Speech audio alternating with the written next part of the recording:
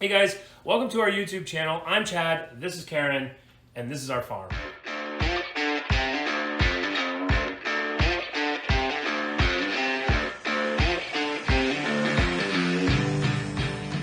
We've owned this property for 6 years, and in that time we've done lots of projects. We've done big projects, small projects, everything in between. Nice.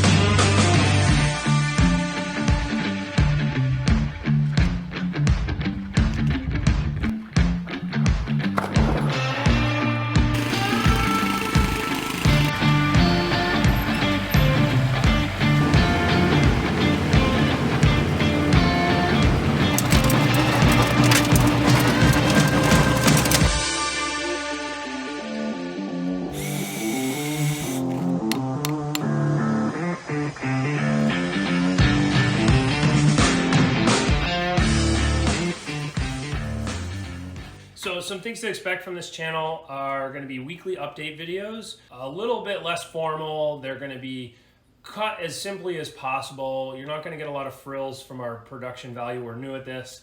And the weekly video is going to be kind of the meat of what we do. Periodically, we're going to do larger videos of maybe a project recap, something that we took from start to finish. But knowing that we're going to have a few projects ongoing in parallel at any one time, we're going to try to just keep that weekly update video as the anchor for our channel. We're going to do a big farm tour, so you guys can kind of get a lay of the land on what we have and kind of how much work is in front of us. All right, guys, we're going to do a quick tour here. We're starting in the kitchen, and this is our house. You can see pretty messy, a lot of character. It's one thing you're going to hear us talk a lot about around here is the character and the charm. We try to embrace it. There's our lazy hound dog, Annie and Ruby. They do this until they hear something, and then they bark, and then they whine, and then they eat. That's about it. That's what they do. We're going to head outside. We're going to just do a walkthrough, maybe throw back to some of our projects in the past. Oh, there's Kitty. Yes. Gorgeous spring day here in upstate New York. Probably the most exciting part of the whole project. Show them what's in there. One of our farm projects right now is new chickens. So these are our most recent addition to the farm. It's about 30, mostly leghorn chicks, about 5-6 weeks old. Living in this brooder for the time being so we can have a heat lamp on them, fermented feed in the middle there. There's a waterer, some hay. A lot of what we learned comes from Justin Rhodes. Shout out to one of the OG homestead YouTubers. Pretty much everything we learned came from him. So this milk shed otherwise is a great example of what a working farm looks like at all times. We have, everything is the way it is because it is. And that's maybe sounds silly, but it's true. So what happens? Yeah. We got a bunch of scraps. Those are heading out to the big chickens at some point. Right from our shed, we have two gardens. This is the greenhouse garden is what I call it. I've got this one kind of ready for planting for the year. I can plant starting about next week, 2 weeks from now. I do have some plants in my greenhouse. I'm not very good at using a greenhouse yet, but it's there. This is my other vegetable garden, which as you can see is housing some chickens right now. They've been hanging out here. They've also been really helping me get this garden. So yeah, they did the other garden first. They were over on the other side. Now they're on this one. They're working it before we plant into it. Yep. Oh yeah, look at that. We should probably pick it. So another thing I'm trying to do is work on perennials. So we have some asparagus here. We've got a couple other plants over there. We planted these a few years ago and they're finally coming up. Yeah, we got to propagate those more. We will do more. Yeah. So this is the kind of beginning of our property here from the road. You can see Karen's got some nice perennials up here on the side. We get all of our mulch. There's a big pile up there. We get all of our mulch from the local highway department, which is right up the road. It's nice because they just come and drop it off, and then we don't have to pay for it, and they get rid of it, and we put it to use. It doesn't look as nice as the Home Depot store-bought black mulch, but it does the job. It keeps weeds down and keeps the flowers healthy and happy. And this is the house from the outside. You can see the big porch is finally almost done. That is a 5-year project. Yeah, it was supposed to be a 6-month deal. Yeah. That one I'm going to do a big longer form video to recap everything that I did. All the wood for it was cut locally, like right on our property with our sawmill. Show that in a bit. We dug and laid the foundation. We still have to put some actual roofing material on top of it to keep the water out. We put those windows in.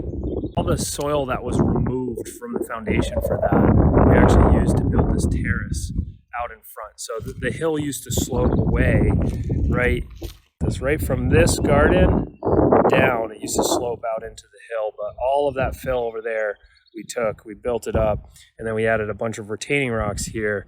And the wall isn't finished. You can see it's a bunch of rubble. So this is the field. You can see the big white thing down the way there is our main flock of chickens. It's pretty big. It's like maybe 32 by 16. It's 2 carports. I think it's 16. Yeah. 2 carports plus an aluminum skid frame that we drag it around on. But we'll do a full video on that at some point. But they were up here for the winter. You can see this area of basically gravel, dirt. That's where they lived. When we moved them, we scraped all the manure off and we piled it up. And we're going to use that for the gardens. Yeah. Probably next year, let it cool off. And that is going to become where I put my corn. And yeah, Karen's planning to put corn there. This is the first impression that we got of the property when we first came out to see it almost 7 years ago. And a lot's changed. We've done quite a bit, and we're going to try to capture as much of that as possible on this channel. This is the deck. It's seen better days, but we made some recent improvements on it. We put that view rail up. We actually redid the railing last year.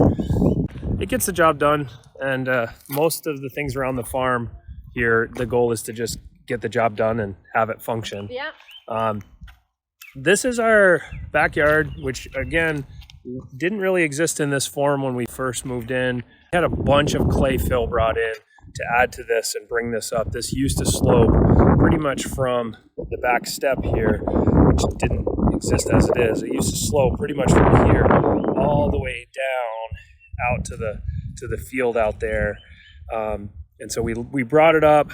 We added the retaining wall. We had to do a bunch of work to kind of refurbish our leach field, which is down there. We brought that up with a bunch of septic sand. This is one of the older apple trees on our property. We got a bunch more down the hill over there. That was grade level down there. It needs to be adjusted a bit here and there, but it's probably about 5 feet from the road to the flat. And this was all brought in as fill. And some of it was brought in, more of it was brought from up the hill where we're doing some digging. And then I have a neighbor that put in a foundation that also brought in a bunch of, I was able to get a bunch of fill from. These steps we put in last year before we hosted a wedding for some friends of ours. And beforehand, I'll actually put a before picture in here so you can see how beat up it was. But the deck was in significant disrepair. We had this patio put in. That's one of the maybe 2 projects we've actually paid somebody to come in and do. And she did an amazing job. I'll show it more here in a second. But in the process of doing that, we needed a way to get down to this flat, the terrace down here. So we got these from just up the hill. There's like a small private quarry. And I think this was maybe 2 pallets worth. And it worked out perfectly. It was 15 stones. And this was where our engineering brain came in. We mapped it out, we staged it, and we started at the bottom, the grade level here, and we just slowly stacked and built our way all the way up to this big capstone step at the top.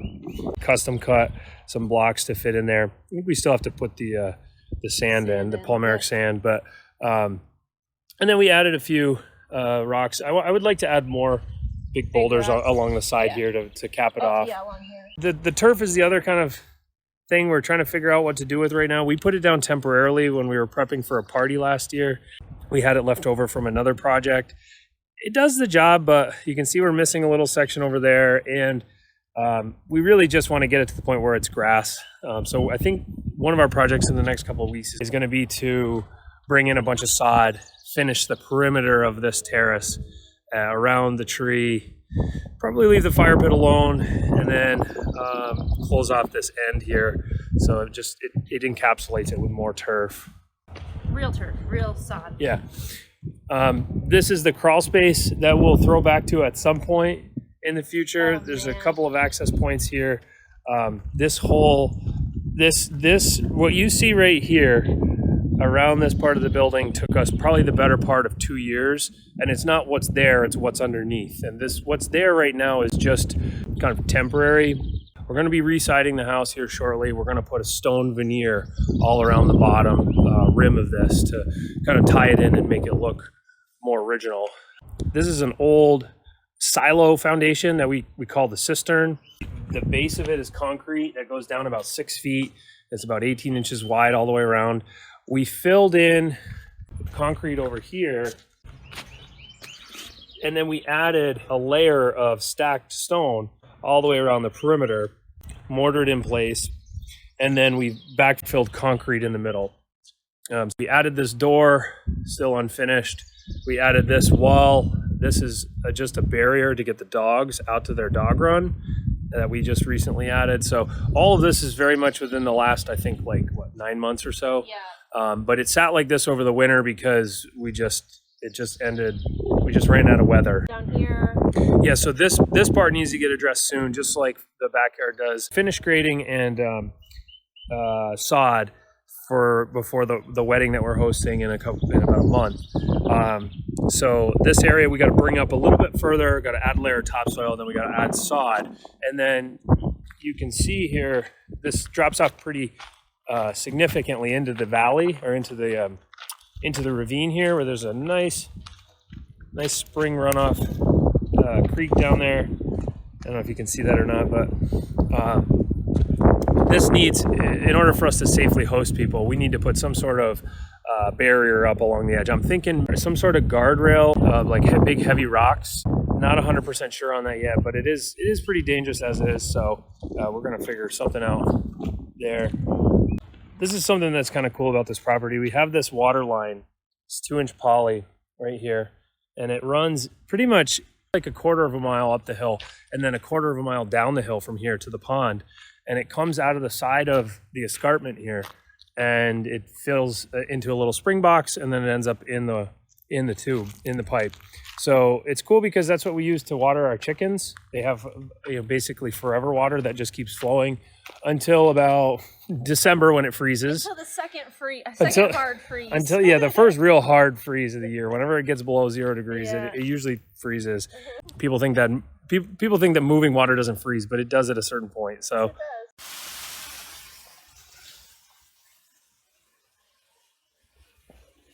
We've been on this property since 2015, 2016, I forget, 2015.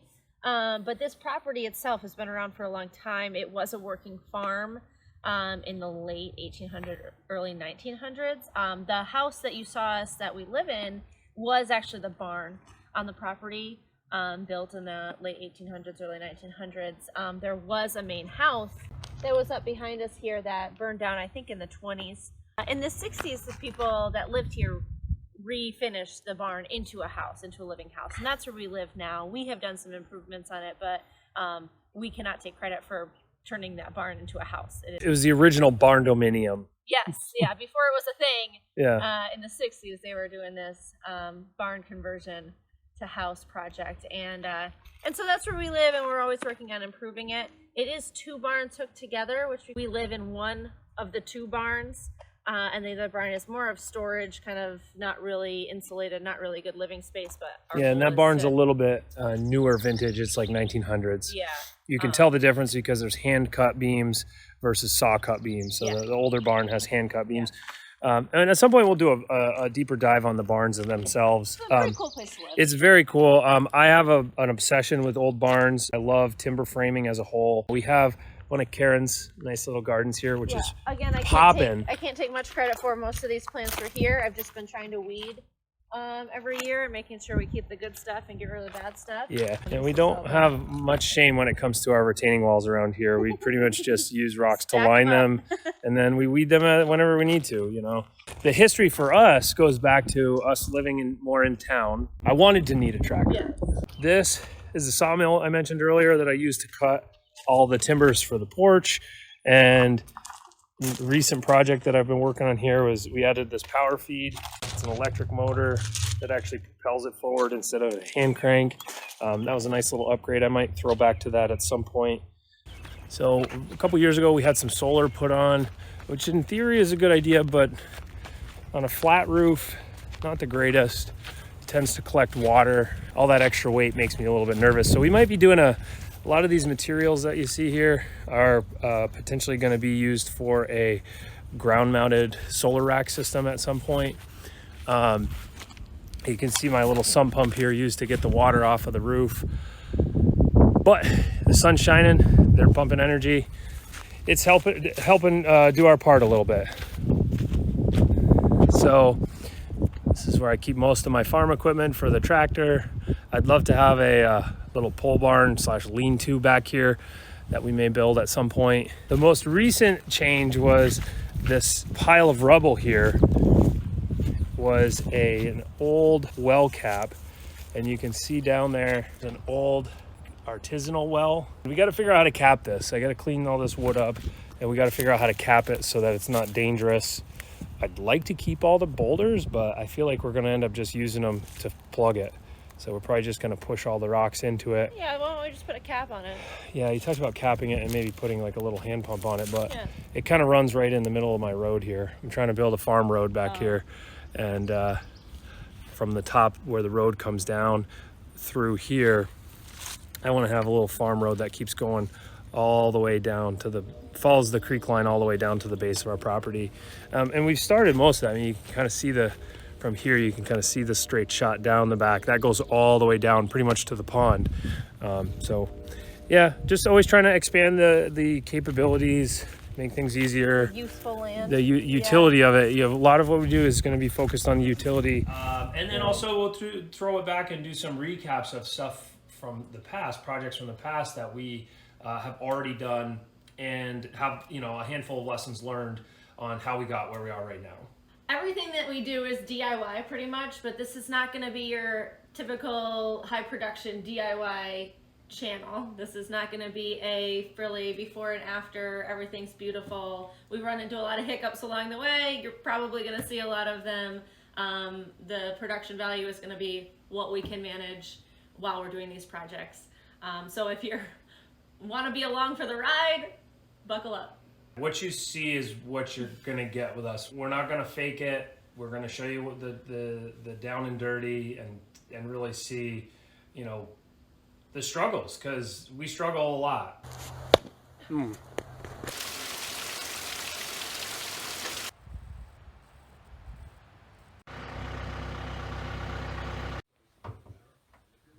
We both have engineering backgrounds, and sometimes that's helpful, sometimes that's more complicating, but we definitely struggle, and you're probably going to see that in the video. So bear with us. Hopefully you guys can learn from our struggles along the way and get something out of it.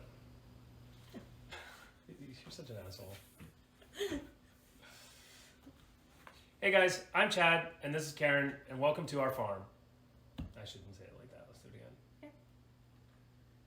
Hey guys, I'm Chad, this is Karen, and welcome to our farm. I said it the same way. Yeah. I thought you were going to say, hey, welcome to our YouTube channel. Welcome to our YouTube channel. I'm Chad, this is Karen. I'm Chad, this is Karen, and this is our farm. This is our farm.